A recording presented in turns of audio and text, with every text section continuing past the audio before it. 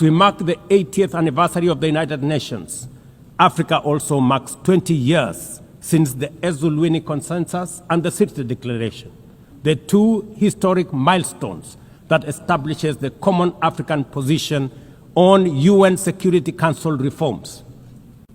For 2 decades, Africa has spoken in one voice, demanding justice, equity, and representation in the highest organ of global governance.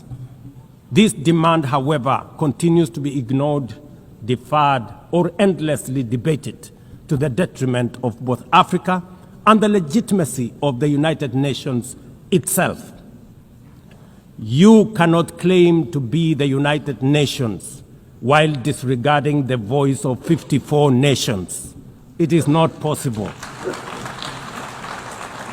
Africa is no longer willing to wait on the margins of global governance while decisions about peace, security, and development are made without our understanding, without our perspectives, and without our voice.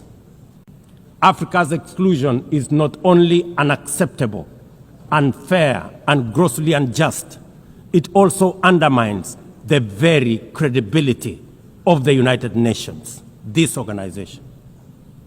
Africa dominates most of the Security Council agenda, provides some of the largest contingents of UN peacekeeping forces, and bears the heaviest costs of instability. Yet we remain the only continent without a permanent seat at the main table where decisions about our destiny are made.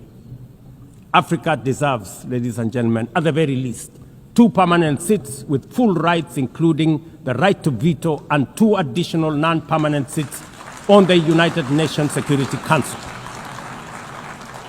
The world must understand that reforming the Security Council is not a favor to Africa or to anybody. It is a necessity for the United Nations' own survival.